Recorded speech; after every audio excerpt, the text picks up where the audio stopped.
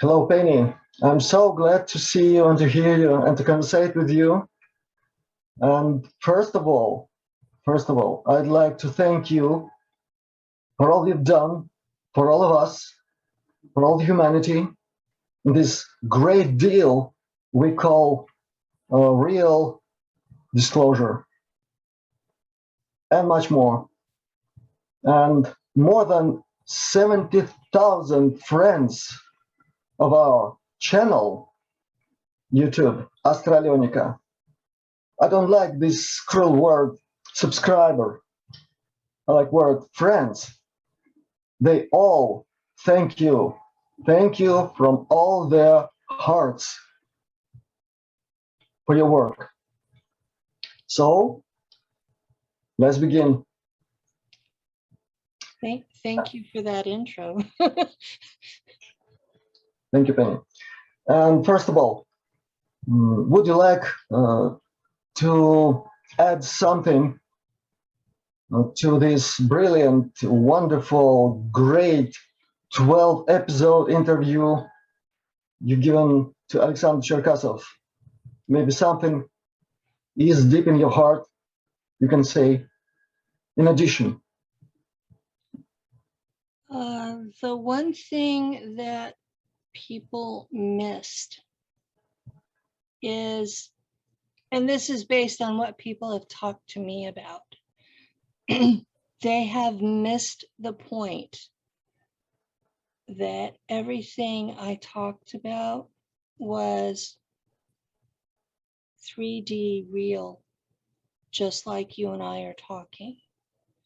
My memories of space are just as real as talking to you right now. I'm not talking about being in another dimension, another frequency, or interacting with beings that are from another frequency. I'm not talking about being in another timeline. What I talk about is this timeline, 3D real, totally physical, not religious at all.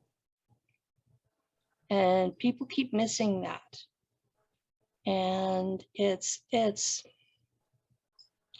my memories are very disturbing. They're harsh.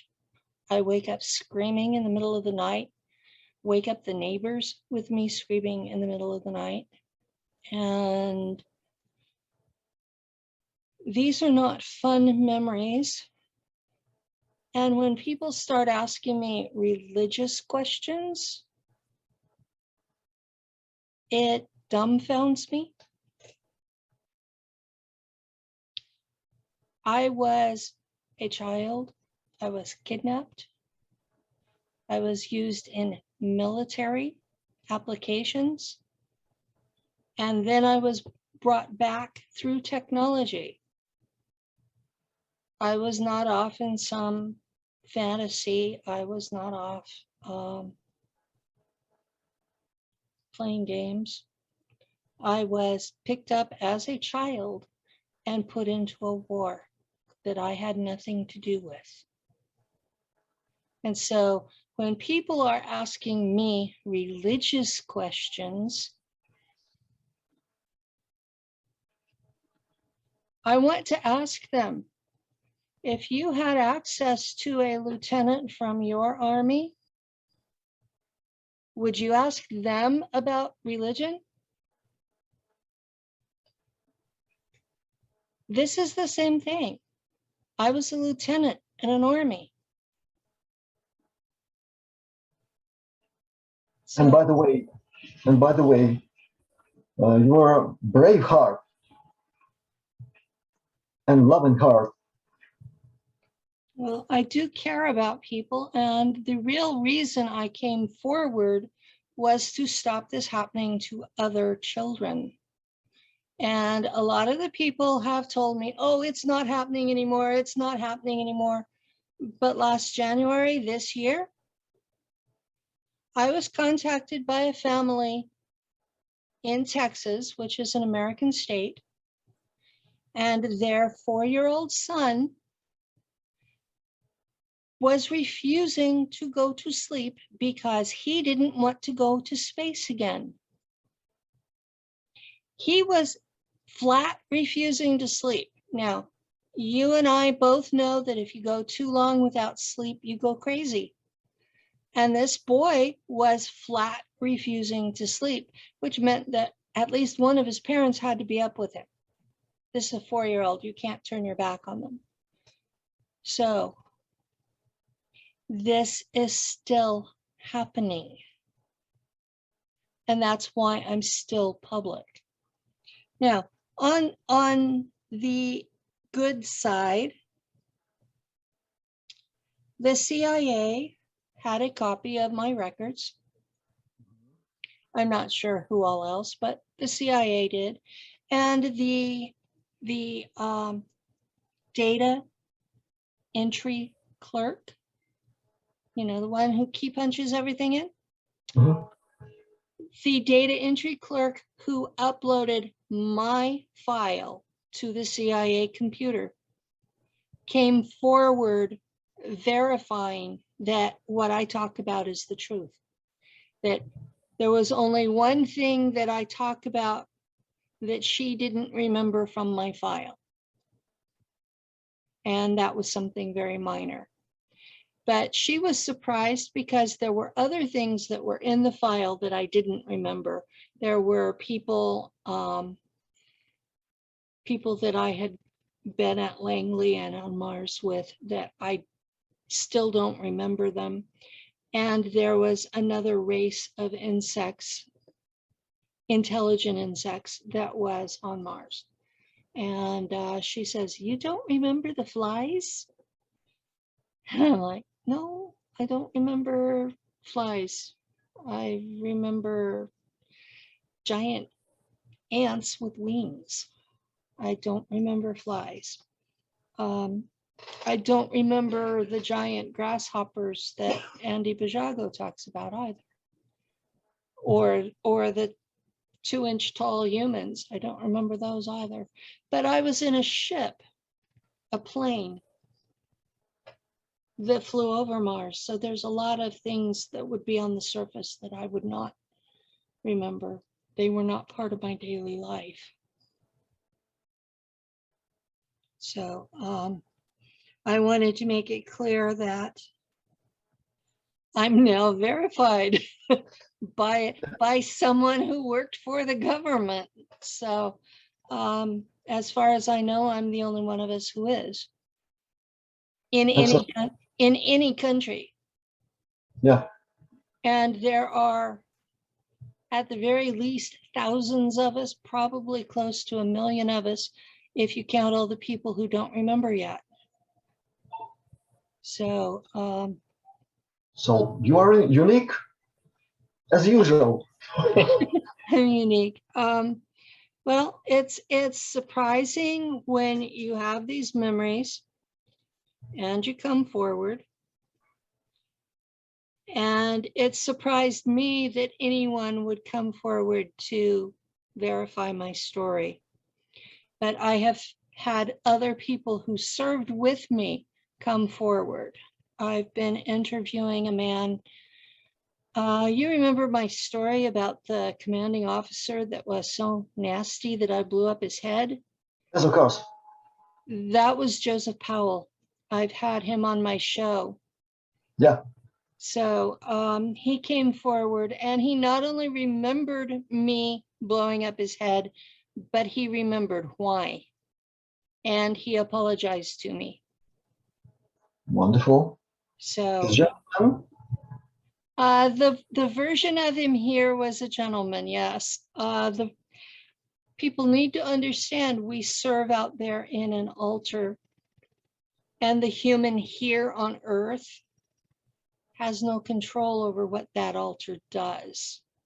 So holding the human on earth responsible for it, it's like telling someone they're responsible for what a twin does. Mm-hmm. It's not fair.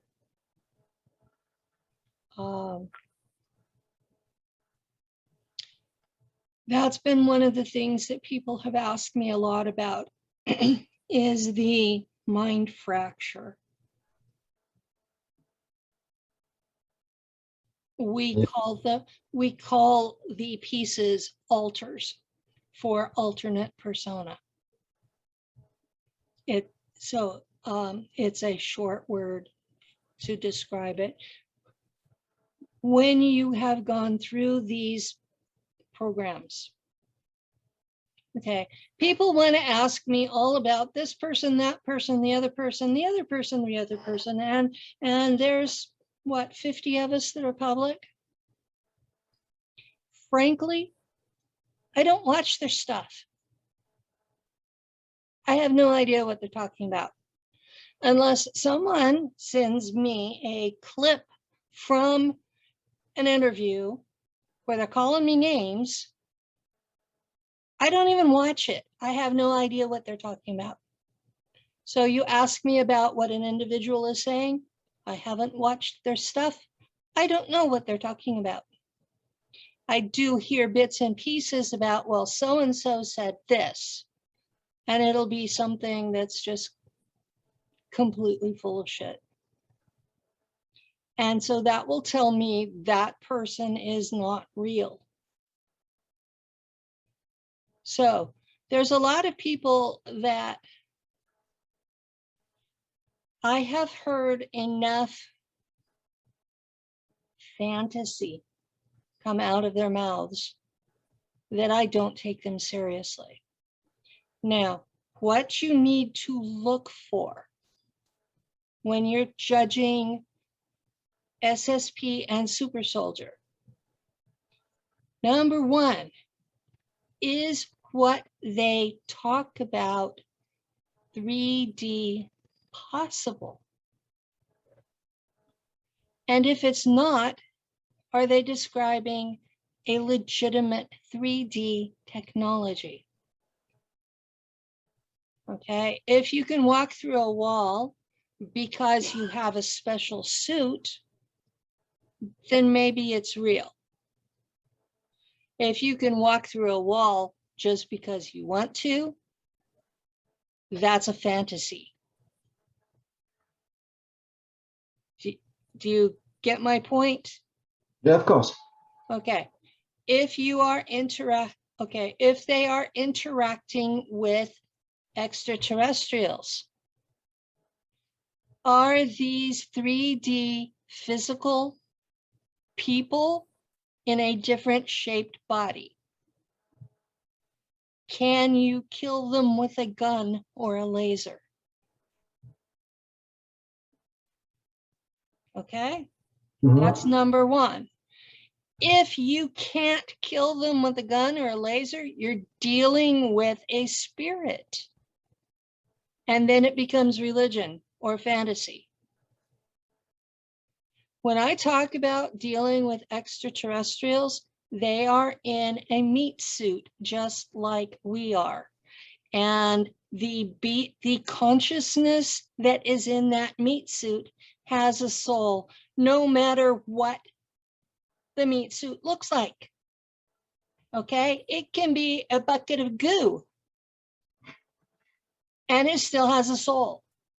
Doesn't matter what it looks like. And there are things out there that do not look even like they should be alive because they might be a rock that's conscious. The thing that we look for out there, can it communicate with at least 500 words? We look for, can it defend its territory? When it looks in a mirror, does it understand that it's its own reflection, or does it think it's another one of its kind? You know what I mean?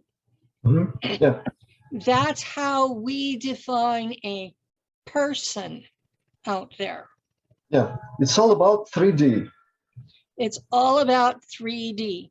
And all of these people who are dragging in, well, I'm such and such in 6D or 12D or whatever dimension they're in, that's religion.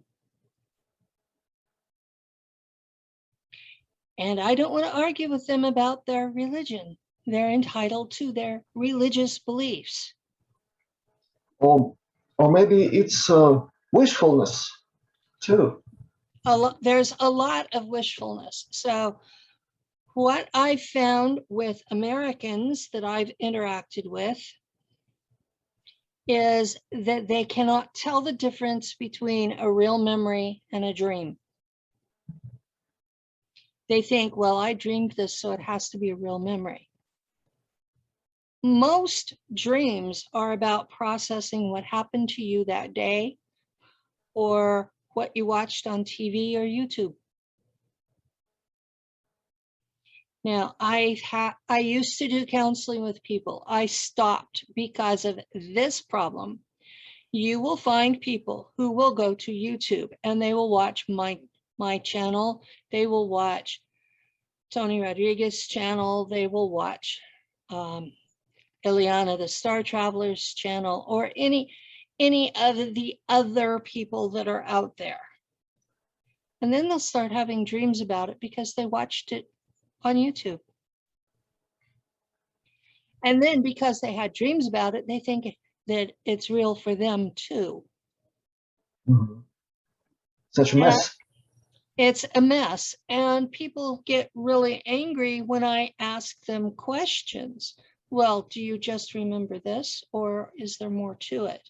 And there's nothing more to it. And I say, well, you know, whose video were you watching? And then they really get mad. Whose video have you been watching? Because there will be just short bits of and then nothing around it. And you know that they've just listened to someone. Now, we had a real problem with that in 2016 because a certain person was on Gaia and he was very famous and people were following him and listening to every word that came out of his mouth until he was sued by people that had shared their stories with him, hoping he would counsel them. And instead he stole their stories and copyrighted them. So he's now disgraced. So I'm going to tell you guys, be very careful what you tell people like me. I have ethics. I have ethics. I'm telling my story. I've been telling the same story since I started. But you've got people out there that aren't. So you need to be careful who you tell your story to. And that's a real problem in my community. That's a real problem for everybody. So if you are going to tell your story, make sure you have a record that is yours. Should you ever decide to write a book or something, that way you still own your own story. Now, this is me looking out for you guys. You know, because the tendency people have is, I had this happen, tell me what I remembered. Mm-hmm. And I'm like, I don't know what you're remembering. There's too many possibles. You're coming to me with this tiny little fragment and wanting me to tell you what you were in space. And my first question is this even your story, or did you watch so many of us that you're dreaming it? So I'm not trying to be nasty, but I want people to think. It's the main thing today, because I'm thinking is the main problem today, is a trend. Very strange, but it's true. Yeah, there's a trend of people to just feel. Yeah. They just feel, they look into your eyes, they try to read you. I really hate for people to do that. That's one of the reasons I wear glasses on screen, is to slow them down getting into my head. I'm actually a very private person. I'm only speaking about these horrors because people need to put a stop to them. The CIA is under the oversight of Congress. Congress can stop this if they have enough pressure on them to tell the CIA to stop. So I tell Americans, contact your congressman, contact your senator. For foreigners, contact the American diplomat in your country and say you're tired of this happening to children. Yeah. There's nothing we do out there that cannot be done by consenting adults. They just want to keep it secret, is why they're doing this. It's very important. And by the way, there are many questions about this topic. How to help parents to save their children from these nightmares. So Well, you must be active. You must be active. The family in Texas that their 4-year-old son was doing this, I told them to get an exorcist and hope it was a demon. Because if it was, they can get rid of it. The CIA, you cannot get rid of. Once they start abducting your child, they will keep abducting your child. And there's nothing you can do to stop them, because they will use a technology that puts everybody in the house to sleep, even your animals. And they will come in and take the one person they want, use them for however long, and then bring them back. In fact, one of my friends on Facebook yesterday, she showed pictures from her 4-year-old's pillow where she had the boy had a blood stain this big on the pillow. And she said, well, I have SSP memories. Did they just take my child? And I said, the odds are pretty good that they did, yes. My youngest was 6 when he was taken. So they take families. If they took you, the odds are they're going to come get your kids too. And there's nothing you can do to stop it because they put everybody to sleep. And since it's not a spirit problem, it's an agency of humans coming in and doing it. You know, nothing spiritual or religious works because these are people. It's not a demon coming in, but I did tell the family, try that first. And if it stops everything, then count your blessings. But only do it once. I got put through 104 exorcisms. And after a while, it gets to where that it's spiritual abuse. And this was by Christians. So where most of the people in my community are triggered by Satanists, I'm triggered by Christians. This is one of the reasons that I don't like talking about religion, is because that's the first thing normal people want to do to you when you have altars. They will subject you to exorcism. And when that doesn't work, they kick you out of their church. I've been kicked out of 10 churches in spite of submitting to their exorcisms, because they would put me through hell and I would still have altars. So at some point, it's just cruelty. And it's not just backwoods fundamentalist groups. I was put through the most exorcisms by the Church of England. So you guys need to know, Orthodox and Catholic churches are doing the same thing. One of my friends, very, very powerful psychic abilities, has spent time in space. She was raised Catholic, and she gives off an energy field that's very strong. And as she would walk down the center aisle to go up for communion, every light bulb would break over her. And finally, the priest said, you know, you're just not going to make it here. The future is so bright, I got to wear shades. Yeah, exactly. So you need to think about, not everything is cut and dried. One of the things that I keep being told by religious people is that there are only humans, demons, and angels. This is not true.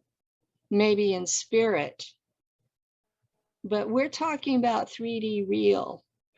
I know where I live, we still have bears. We still have mountain lions. We still have rattlesnakes. Mm-hmm. Those are still real. They're still dangerous. You know, you need to deal with them as a 3D physical thing. So, okay, the questions you sent. Okay, folks out there, some of these questions are too intrusive.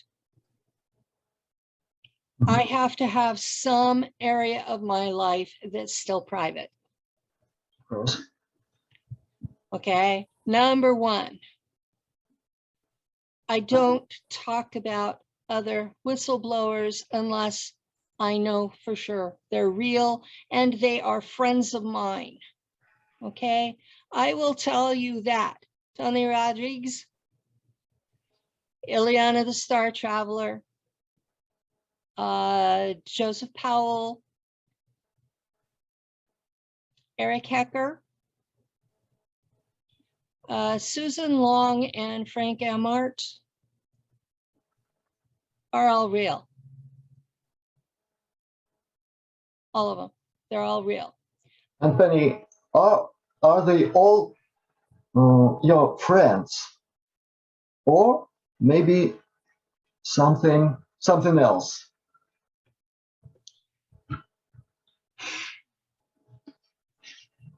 When we are in space, there are 6 different factions that do not work together.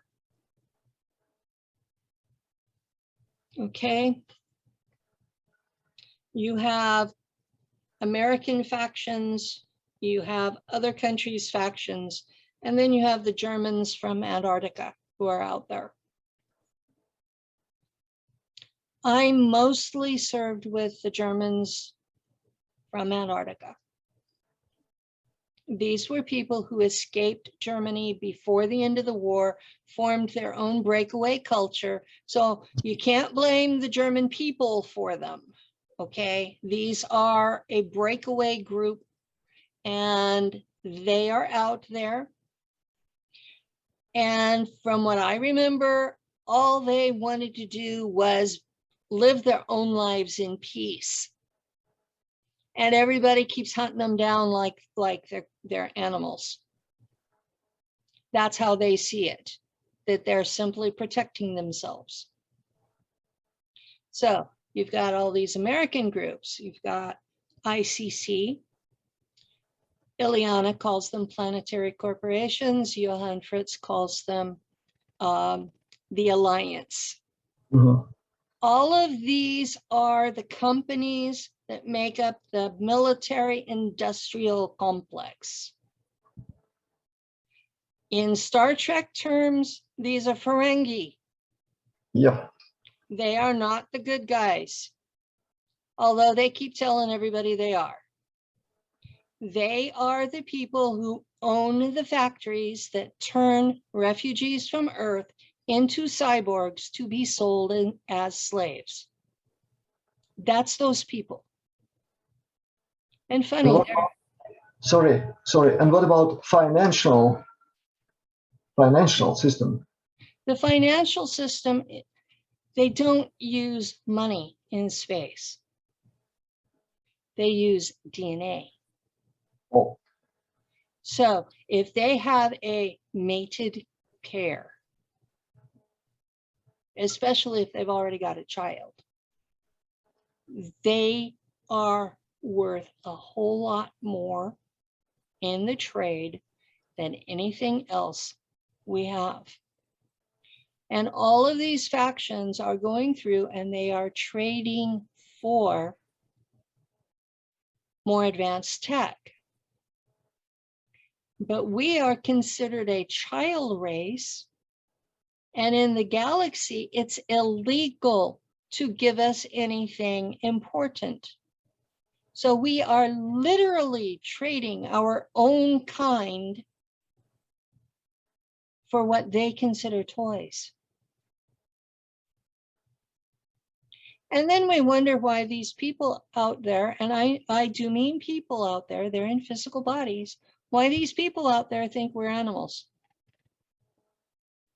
Because that's the overwhelming description is, if you owned property and there were monkeys in the forest, and you noticed one day that the monkeys were building houses and farming,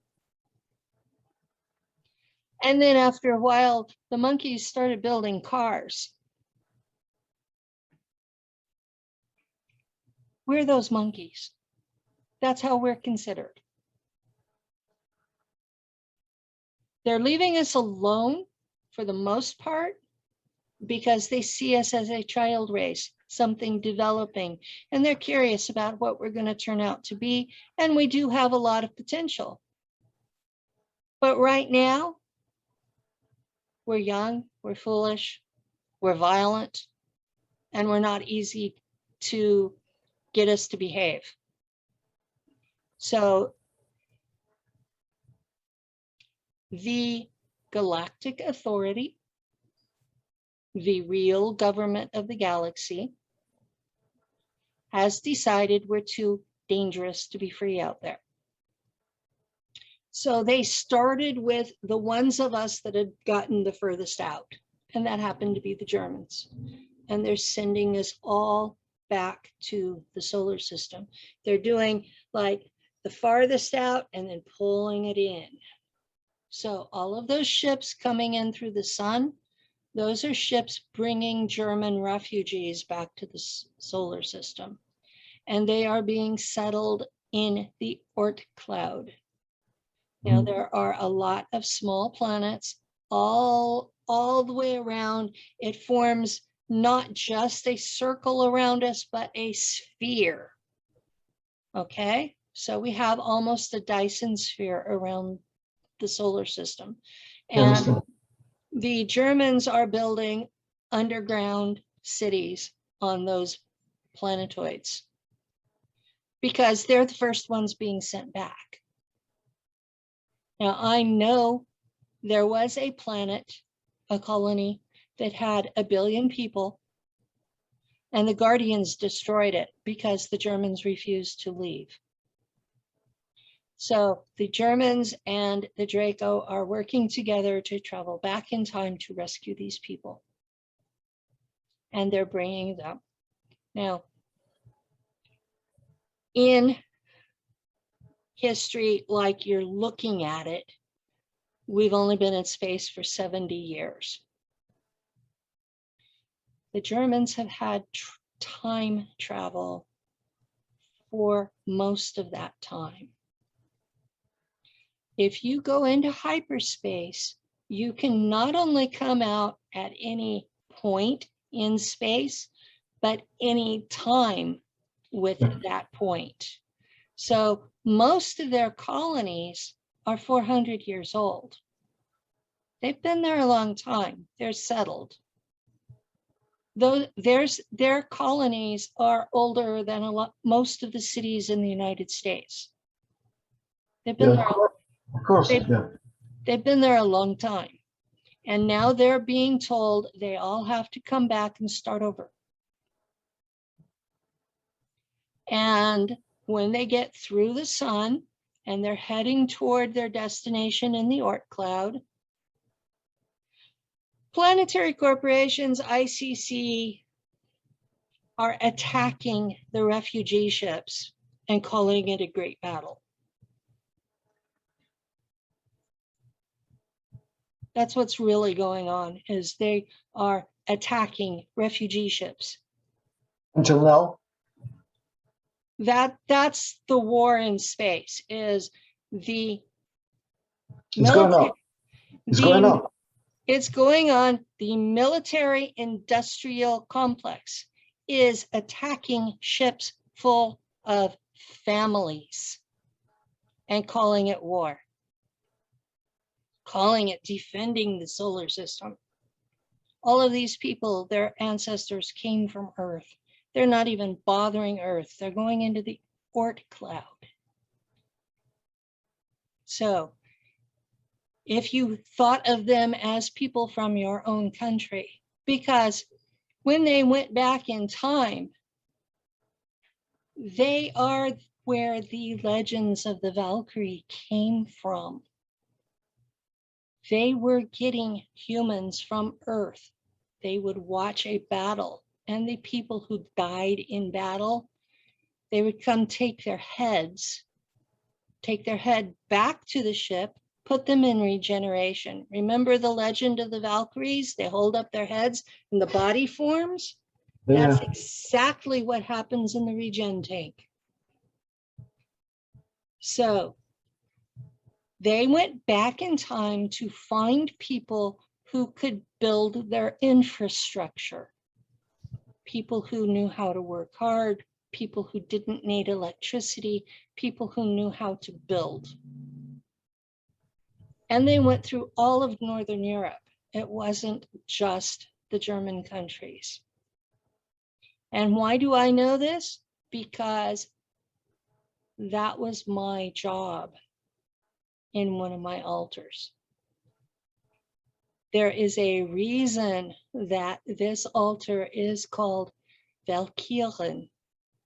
She's a Valkyrie, a real one, okay? What I wore was the smart suit that Eliana describes with gold armor over it, because we thought we were mimicking the legend. So you had to get it right. Turns out we were the cause of the legend. So It was the cause, knowing it. now we know it.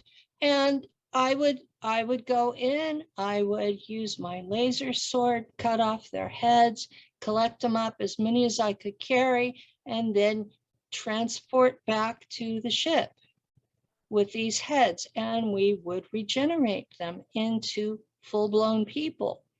And the hardest part was language changes over time. So the hardest part was talking to these people. Okay, you're using modern Schwabish, and you're trying to interact with Vikings, because we went 600 years backward in time to get these people. We're not even going 1,000 years, but the language was so different. You know, that you're talking very early Scandinavian, very early German. A bunch of dialects. A bunch of dialects. And you know as well as I do, you move 40 miles, or what is that? 40 miles is 60 kilometers, more or less. Okay, you move 60 kilometers and you've got another dialect. Yes? So we had to keep all of those dialects straight and get everybody on the same language. And that took time too. So you're working with people who are, they're smart, they're talented, they have a technology that doesn't require electricity. And that's why you want them. So you're treating these people like they're smart and valued, but you're trying to bring them up to speed.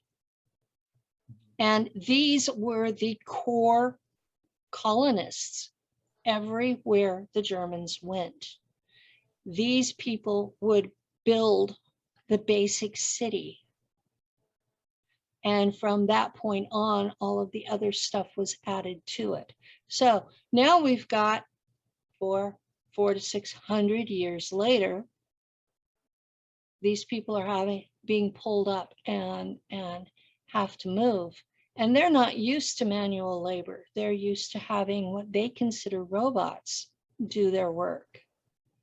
The average person in one of these colonies does not know that there is a human inside their robots. So they are not robots, they're cyborgs. They're cyborgs. That's what they're using as cyborgs. But the average person on the street doesn't know it.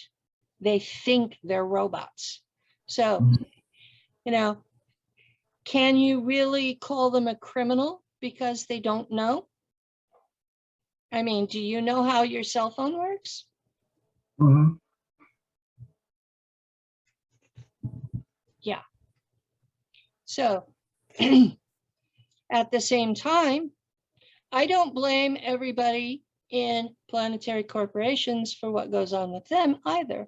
Only the people that are actually involved and know and do it anyway. And most of the people that are manning the factories, they're slave labor. You've heard that from Ileana. She was picked up. She went through mind fracture. She was taken out into space. She worked as a lab tech in a factory, and she had no more control over her life than I did over mine. And that's why Ileana and I are friends here, is because even though we served in different factions, we both recognize we had no choices. From the time they picked us up as children, we were slaves, no matter what title they gave us. And that's something the public is all too ready to say, oh, this is glamorous. This is wonderful. I want to be part of this. No, you don't.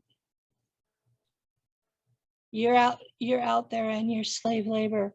They tell you all kinds of crap about that you're going to get paid when you come to Earth. You're not. And if you make too big of a fuss, they kill you. Look at how many people in the community have died in the last 5 years. Make it 10 years and look at it. Anybody who gets too popular and is continually telling the truth has crap happen to them. I've been shot 10 times with energy weapons. And when they figured out they couldn't kill me, they broke my shoulder. 2 years later, I can finally brush my own hair. This is what they're doing to us that are telling the truth. So these people that appear with these stories and they're talking about, they're mixing different races into one and using the wrong names and hating on anything just because it doesn't look human. I'll tell you one thing. Out of all of the physical extraterrestrials I've encountered, the ones that are the most dangerous look the most like us. They have white skin. They have white or blonde hair. They glow in the dark. Yeah, they do. That the white ones, they glow in the dark. Their eyes are either bunny red, gold, blue, or green. And yeah, they're where humans got those because they interbred with us. That's why we look like them. They look like an albino version of us, except they're 9 to 12 feet tall. Meters. That would be 9 feet is 9 feet is 2.5 meters. And they start at that and go up to 4 meters tall. Those are the Jahami, and that's what they call themselves. They're still here. They're living. Yes, they're still here.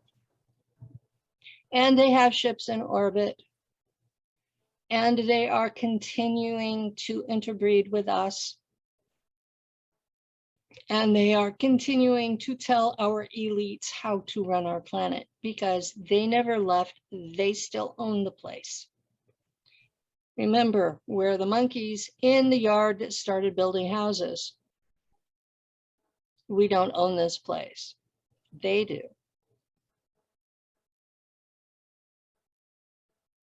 And that's a big shock for people who think they're the pinnacle of creation. Okay, the Jahami are who all of Earth's sky gods are Jahami. Most of Earth's demons that are actual physical beings are reptilians because the Jahami resented their intrusions, so they didn't want humans to talk to them. And the truth of the matter is that both sides mistreat us because we're the monkeys in the yard.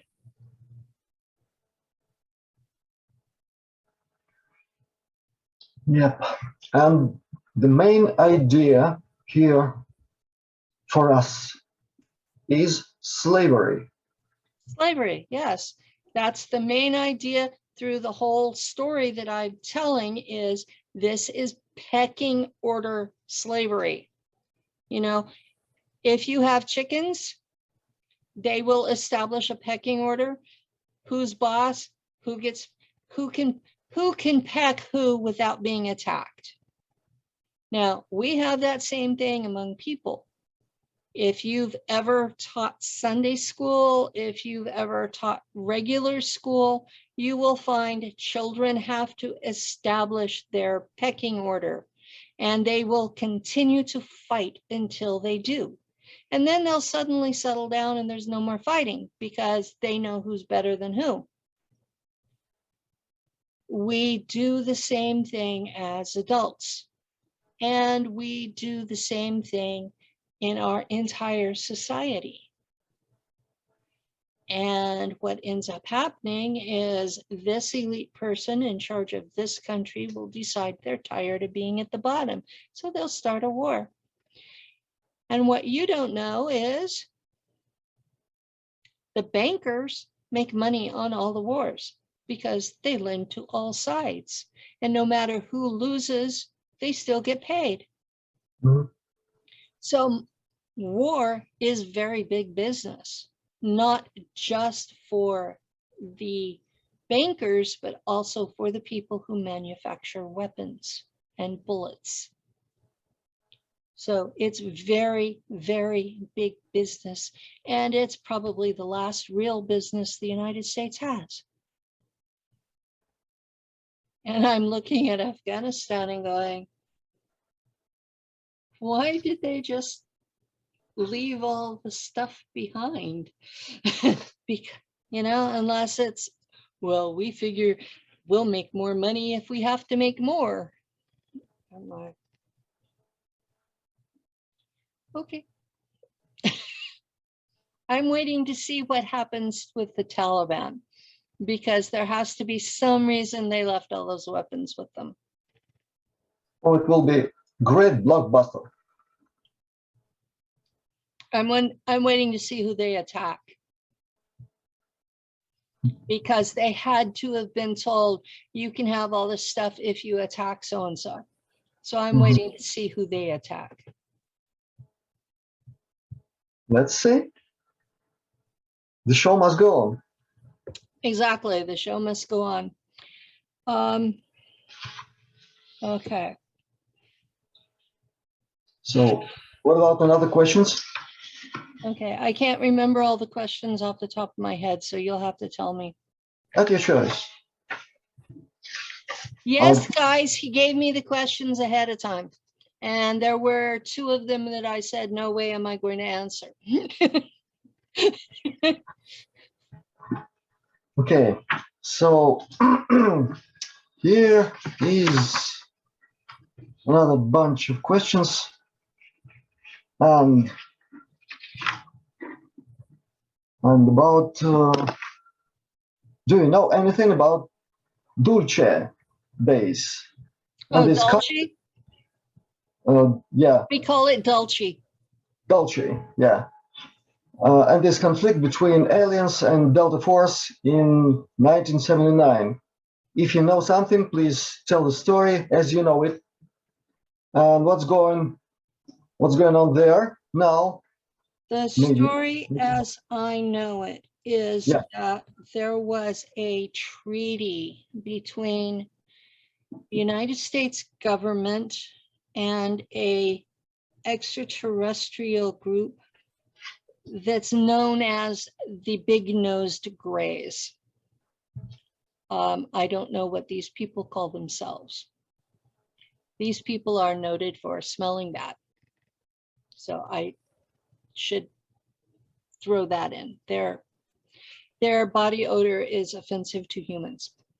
So they were given this multi-level cave in Dulce. And they were contracted. Okay, as I understand it, they were genetically modified by the Draco, and they are missing 2 hormones to stay alive. And they get that by feeding off animals and sometimes people. They are one of the more dangerous life forms. Okay. So they've got this cave and they've got these humans having to work with them. And they were doing biology experiments. And they were kidnapping people from all over the country and Latin America. And at one time they had up to 30,000 American women there for genetic experiments to make babies. And Jimmy Carter was president then. Mm-hmm. And Jimmy Carter was a very religious man. And when he found out they were keeping American women there for babies to experiment on, he became righteously indignant and ordered the invasion.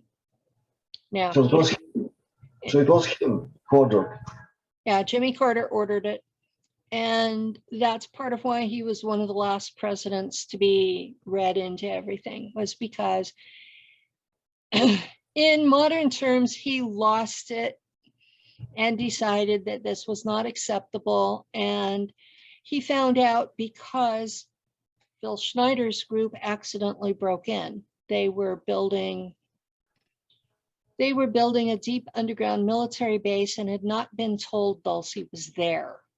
And so they broke in, there was a battle.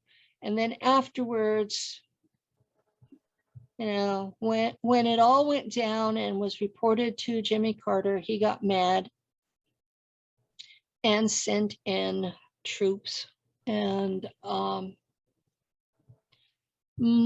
they rescued some of the women, but most of them were killed. And a lot of them were mentally deranged from having been around extraterrestrials for that long. And within a matter of months, the base was up and running again Mhm. with newly kidnapped people. And they had a place called the Hall of Horrors. And in 2017, I was attacked. There was a device in my wall that hit me in the back while I was on my computer.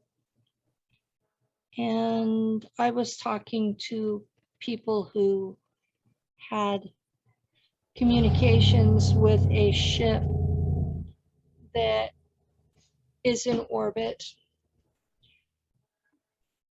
And the short version is we sent a message for all the humans to evacuate. And I'm sitting here being hit in the back with a maser the whole time.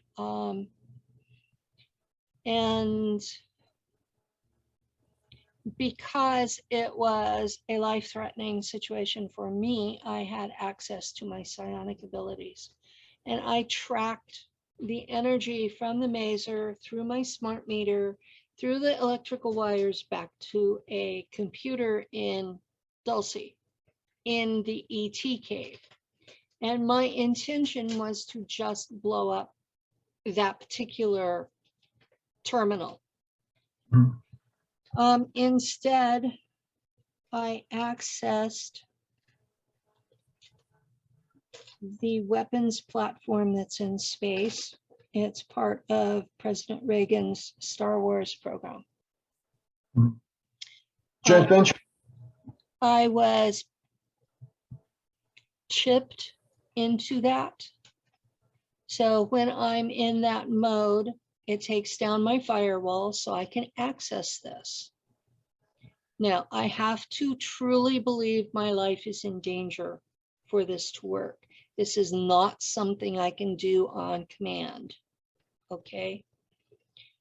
But if I believe my life is in danger, I can access this control panel.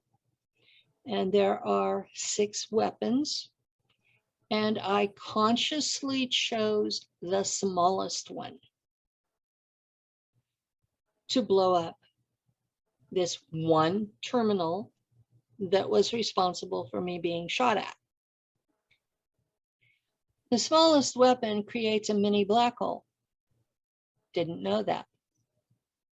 Mhm. But because I was remote viewing while I was doing this, I watched this black hole create itself, and I watched it flash. First it was black, then it flashed white, and then faded through yellow, orange, red, and into complete darkness. And I was like, okay, was this real? Or was this just, Imagination. yeah, was this real or was this imagination? And I have a friend who lives in Moscow. His name is Boris Kazanov. And Mhm. I'm sure you know who he is.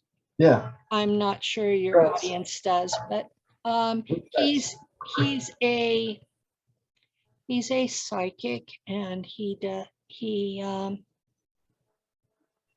links into the field of the planet. I think that's how he described it. And without telling him what I did, I asked him and Ileana to both read the Dulce base. That was the only information I gave them, was I need you to read the Dulce base. And Ileana has a report about it on her YouTube, the readings that she did. And her reading came out different than Boris's. Boris described the weapon going off and the colors changing and complete destruction. Ileana said that I damaged the field and that the base wasn't functional, but that I didn't kill anybody. I'm like, okay, so both of you have verification that I actually did something, that it wasn't my imagination. And I never saw anything on the US Geological Survey site for anywhere in New Mexico, but about 100 miles north in Colorado, there was something that they said was consistent with oil drilling. So that was the only physical recording for that time period. So yeah, I did look for physical evidence because, you know, this is pretty crazy. But as soon as I blew up the place, the maser shut off. So I'm like, okay, I stopped the source of being shot at. And it took me a good 2 months to heal from that because masers burn. Oh, I know, Penny. So that was a painful experience. So, absolutely. It burns from inside out. Yeah, it burns from inside out. And I had a hard time healing from it. And the man I live with is a shaman, and he called in a group of mantids to fix me. And that's probably why I'm alive today, is because they came. So insectoids may be good. Everybody out there are people. Yes. And they have what's in their own best interest, and they will do that first. But they're not necessarily evil. They're just taking care of their own needs first. You know, just like people do. Yes. So you can't expect them to be that different from us when we're all living in 3D. Of course, university is diversity. Diversity, yes, that's what, from what I can tell, the goal was for there to be as much as different as possible. Everything is out there. If there's an animal on Earth like it, if there's an animal on Earth, there's probably something in space that's similar, usually bigger, and has a mind. I think it must be. It must be. So this is This principle of one of the principles of evolution. Yeah. Higher, higher, higher, and higher. If there's a possibility and it will live and thrive, then it's like it's been tried. And some of them have done really well, and some of them have been spectacular flops. So what was the next question? I remember you asked about Yeti. Yeah, it was one question about Yeti. And okay, the Yeti, in America, we call them Sasquatch or Bigfoot. And I think they're called Yowies in Australia. And they are what's called a cryptid, which is a physical life form that we've been unable to prove exists, and we don't know where it comes from. And there are people who think they have that they have the ability to become invisible. So I will say I really don't know a lot about them. I've not interacted with them myself. I have friends who have spoken with them telepathically, and they're quite impressed with them. So that they're an intelligent hominid species. They just still have fur all over where we don't. Yeah, I've heard stories during my life in Soviet Union time, and from one story, I had a conclusion that they are highly mentalized. Mm-hmm. But this man told me that he had a telepathic contact with one of the creatures, and this creature told him that we are here to help you to become real humans. Well, they've got their work cut out for them, don't they? Yeah. Yeah, there are states in America that have hunting season on them. So they really have their work cut out for them. Oh yeah. Oh yeah. You know about the Ponti, the Greys that talk with Sue Walker and visit Kevin Estrella. He's a musician from Canada. Mm-hmm. I had contact with them, and they asked me what I thought of their first contact plans. And I gave them a mental picture of, we have a class here of people who are backwoods, and they're usually simple-minded, and their approach is to shoot everything.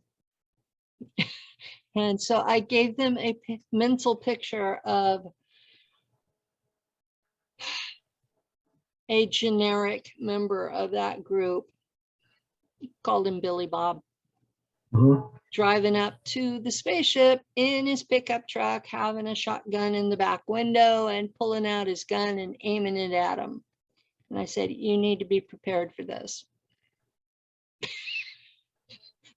They're about 20% of the population in the United States. And it's a problem. I'm assuming that there are people like that everywhere. Oh, yeah. Well, So I don't think we have an exclusive problem with that. I think that's everywhere. So I thought that these extraterrestrials should know that this is something that they need to watch for. You know, shielding at the very least.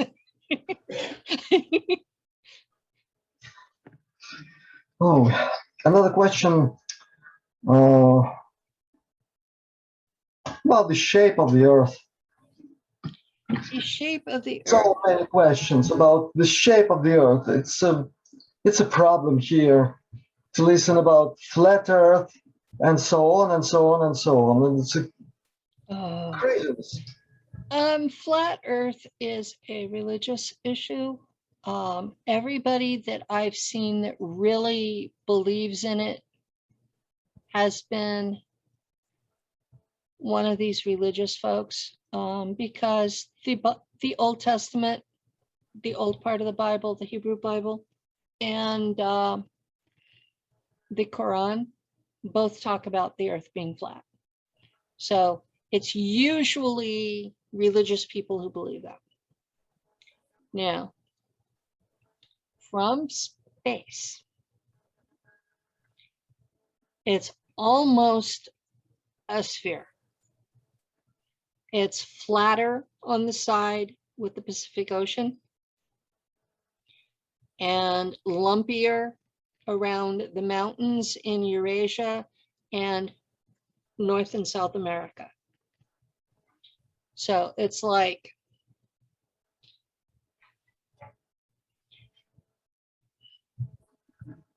you know, I describe it as looking like a potato, except it's got water on it.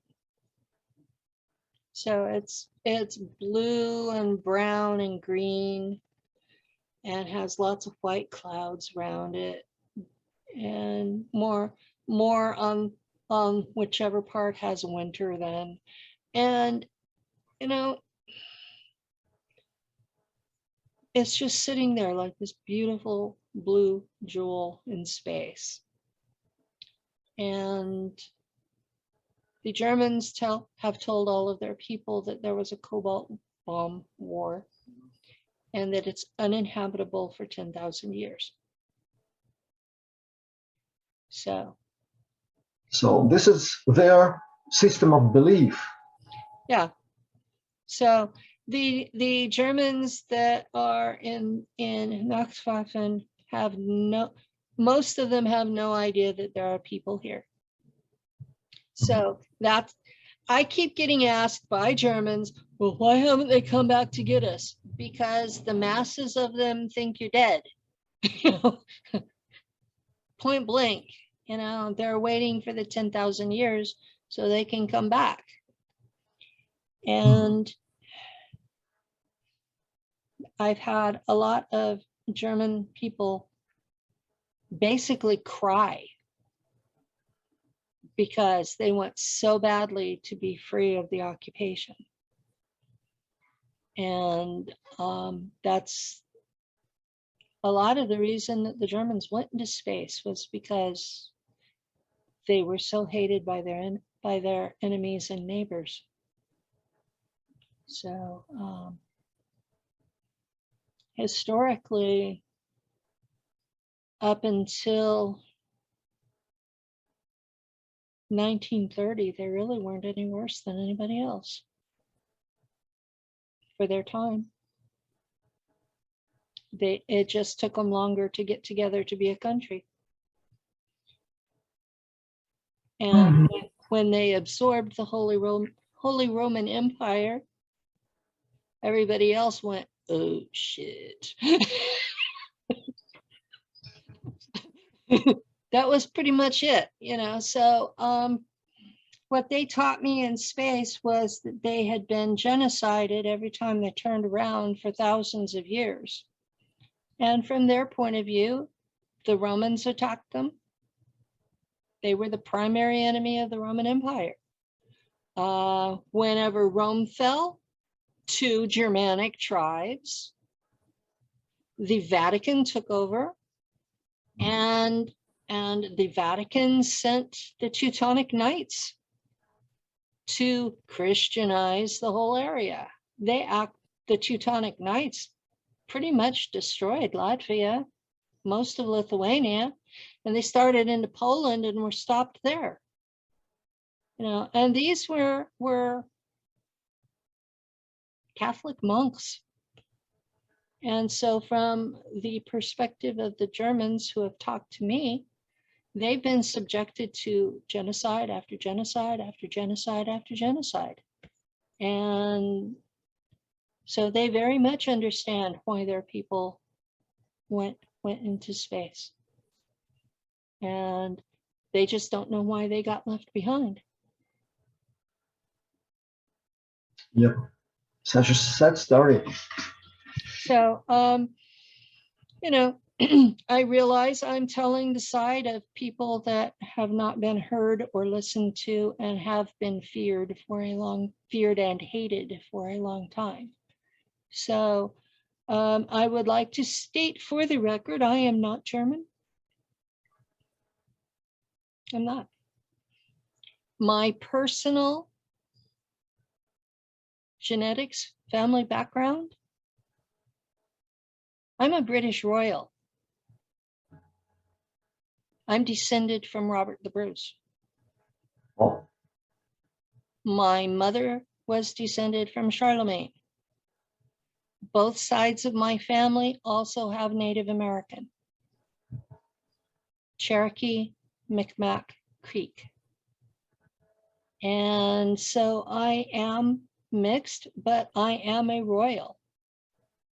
So, and my mother's mother was Sephardi, and they were from Alsace. So I'm Jewish. So they never hassled me in space about being Jewish. They hassled me about the Draco DNA that was added to me before I was born. They didn't care what ethnicity I was, but what they really wanted was pure Terran human.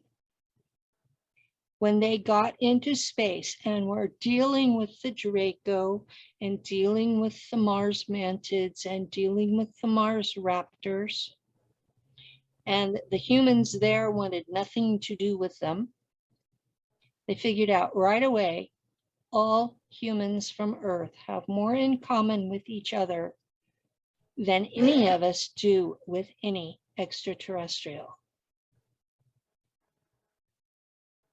Too bad it took them going into space to figure that out.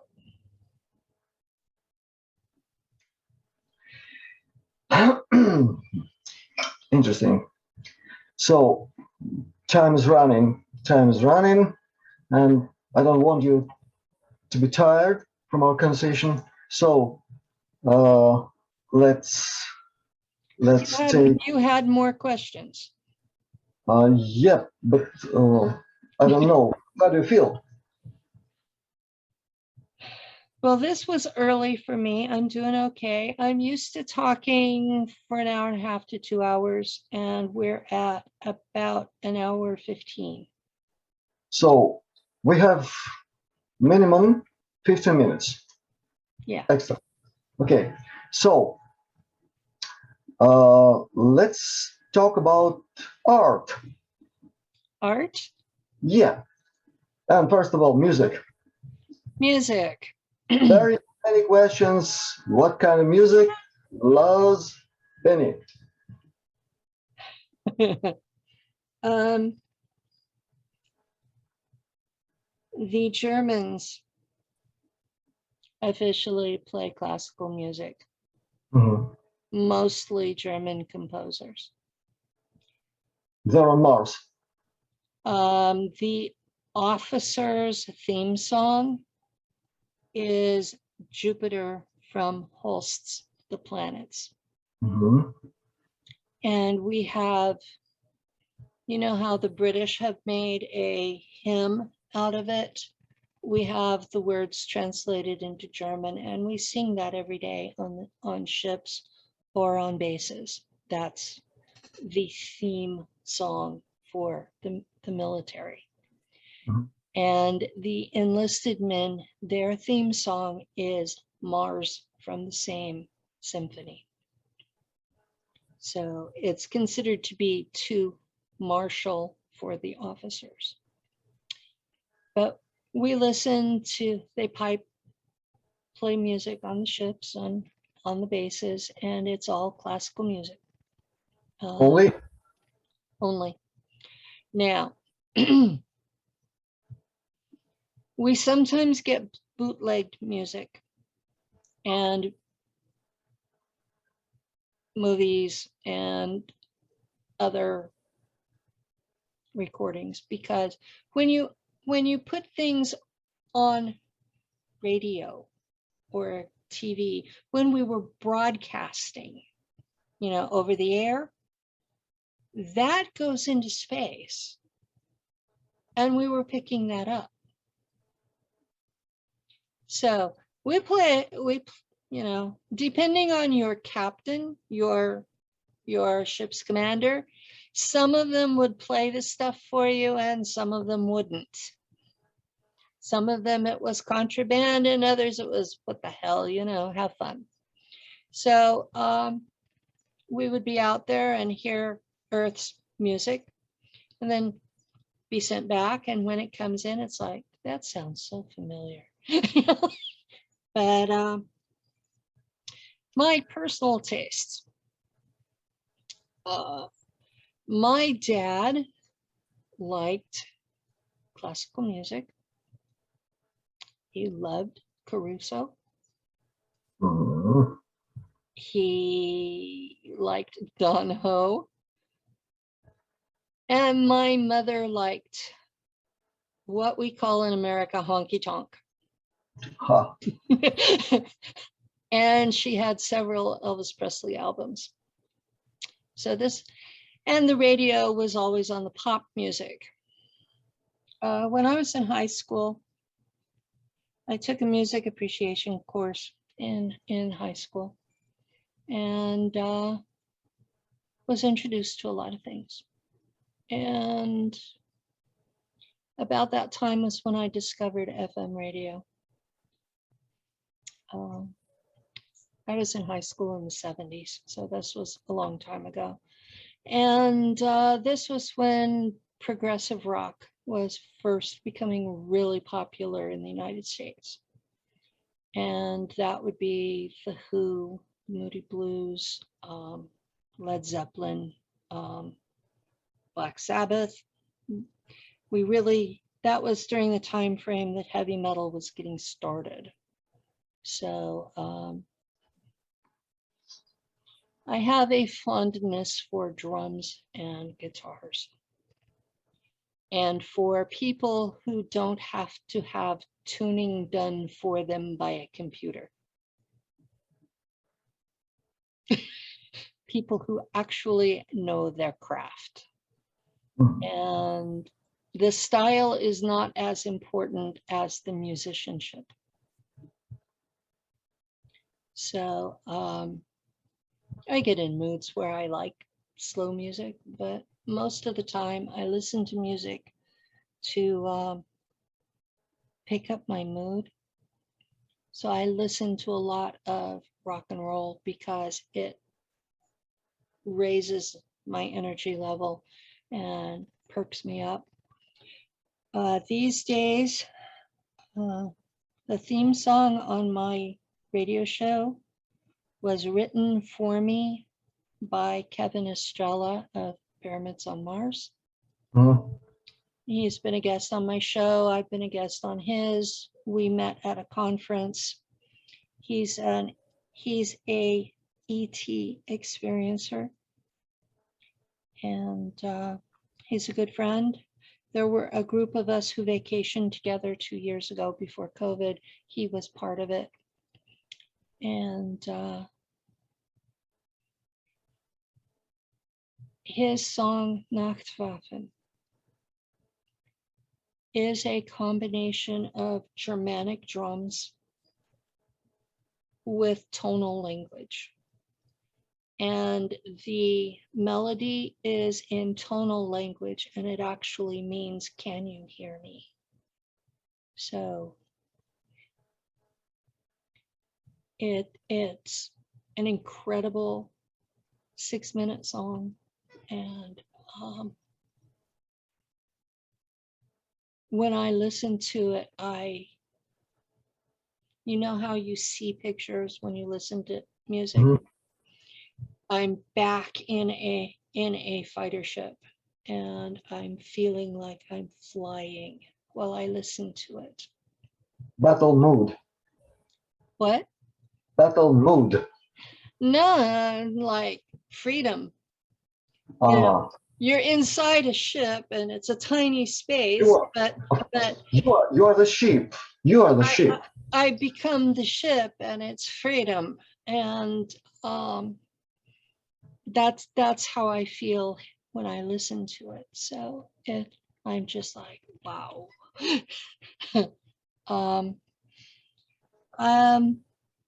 There is an American group called Disturbed, and their song, The Light, gives the most hope to people who have been damaged that I've ever heard any song. And it's to people who have not been damaged, it sounds very dark, because it's like, you know, when you go through the dark, you can see the light. You know, but for those of us who have been through the dark, it gives us hope of finding the light. So what else do I listen to? I get into these moods where I go through the stuff that was pop music when I was in high school.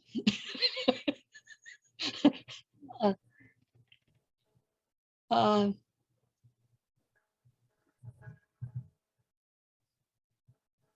Sumerian group.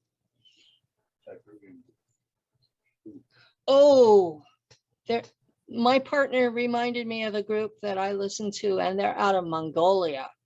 It's The Who, H-U. Oh, from Mongolia. From Mongolia. Those people are incredible. They have a Mongolian guitar.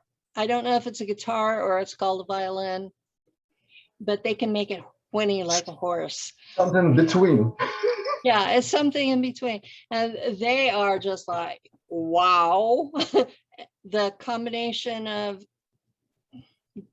well, it's their traditional patriotic music, but it's very similar in style to throat singing heavy metal.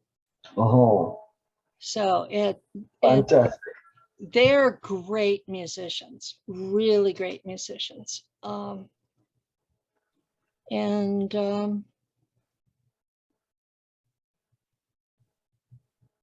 yeah, I listen to, there's a internet radio channel that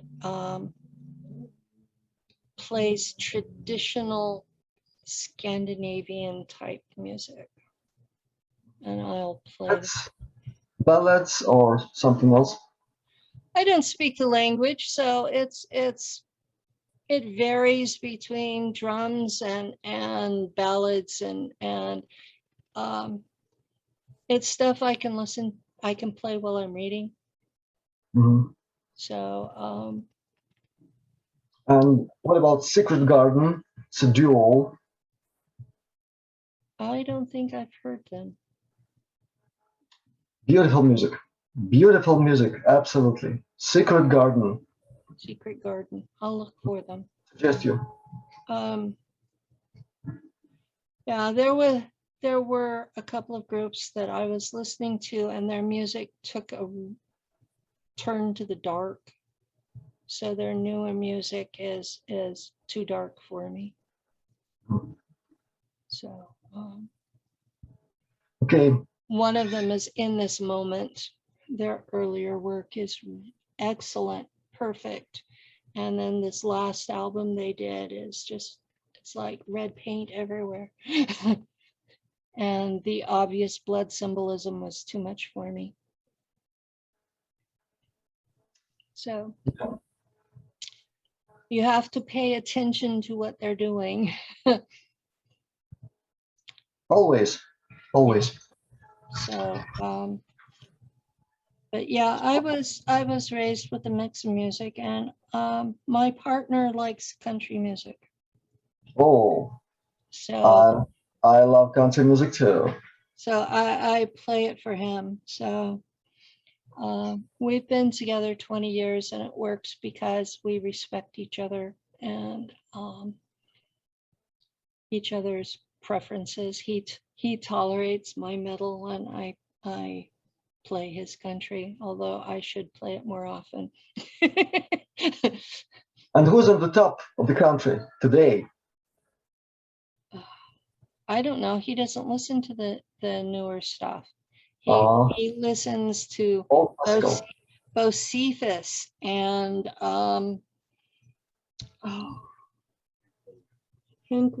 Hank Williams and Johnny Cash and those the Highwaymen, those guys. And there were the traveling Lullabies, I think it is. The traveling Lullabies. They're from way long ago. 1960s, I think. So golden years. Yeah. Well, I'm 65, he's 72, you know? Yeah, man. He'll be happy to hear that. So time is running, and maybe it's the last question, but it's very important. And maybe this will be two questions combined. Okay. And the beginning is, you told about galactic guardians. Who are they? Are they people like me, like us, like you and me? Or maybe about their appearance, about their energetic fields, and so on and so on, if you can. Okay. The Galactic Authority is the government of the core, and it's made up of the level 3 civilizations and higher. Okay, on the energy scale. The level 3 civilizations are the Galactic Authority. They make the rules for everybody else. And the Guardians are their military police. All over galaxy. For the whole galaxy. They are the military police, and they are made up of the best, the brightest, and the most ethical from the member planets. So some of them are Draco, some of them are insectoids, some of them are human looking. The ones that I interact with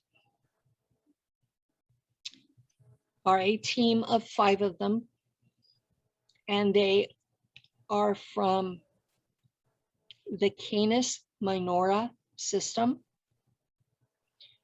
And when they are on all 4s, they look like wolves. When they are standing up, they are 5 meters tall, and they resemble Anubis.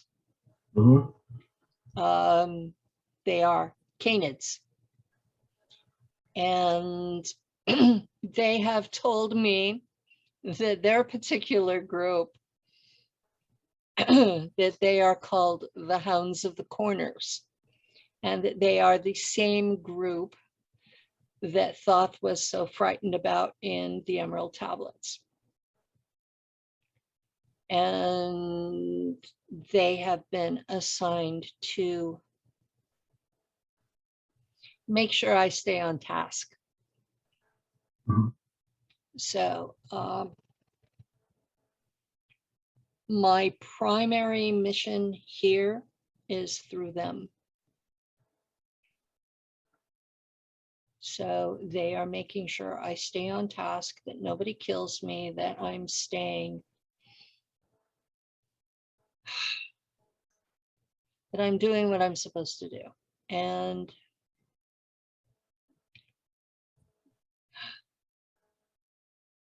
I'm not supposed to talk about that mission. Okay. That's the best way I can put it. I'm not supposed to make the message. Okay. The message is that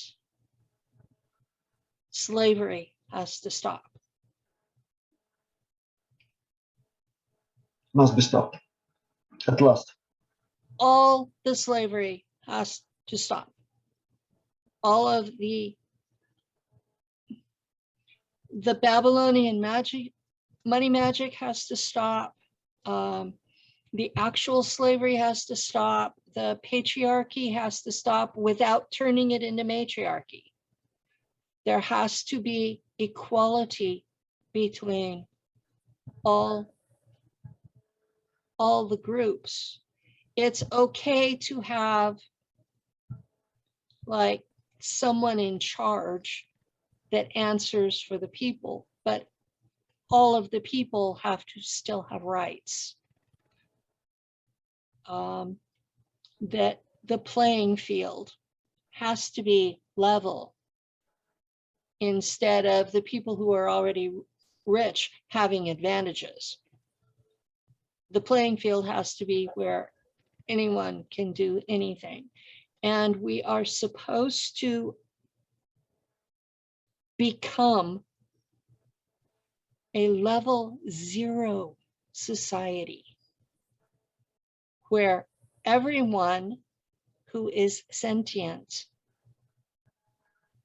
has all of their basic needs taken care of, regardless of how we feel their personal worth is. Now, they can still work at doing whatever, for whatever reason, but their basic needs are to be taken care of.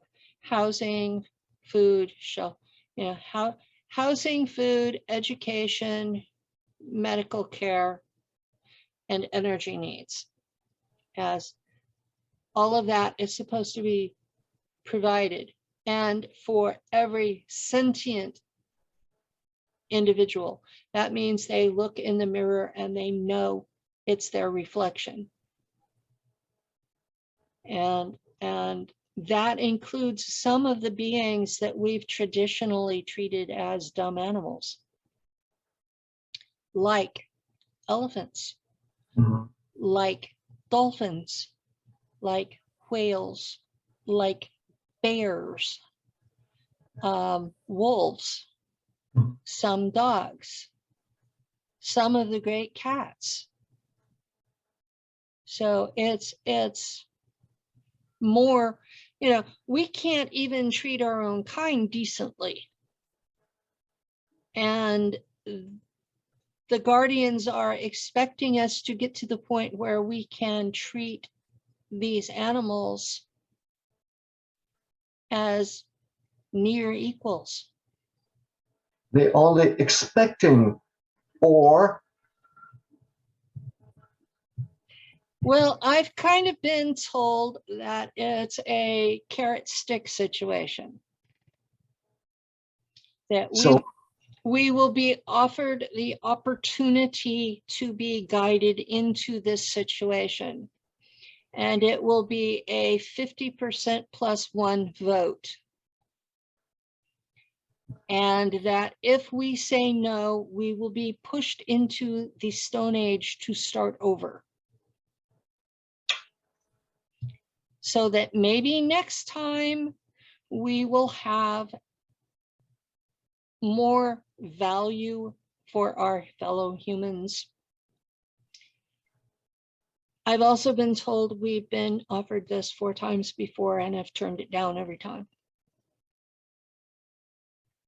That there is a natural disaster that is coming. And if we say yes, that disaster will be averted. And if we say no, it won't be.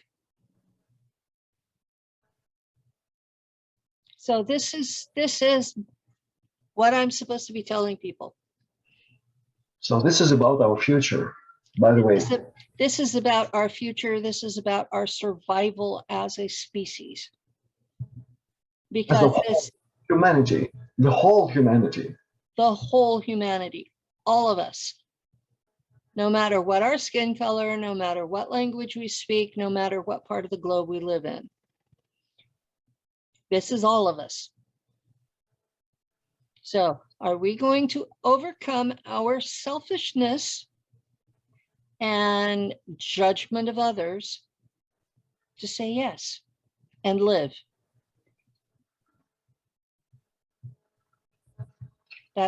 That's what it comes down to. And that's what my actual job is here, why the guardians have kept me from being killed. So if you are still here, still alive, still beautiful, smiling, Thank you. it's a great point to say there's still place for great hope. Yeah, we haven't been asked to vote yet. So there's still great hope, because if we say yes, we will have a golden age. It will be very different from what we expect, But it'll be a golden age. Everyone will have all of their needs provided for. We won't have to be cutthroat with each other. There's technologies in the secret space program that could give us this today.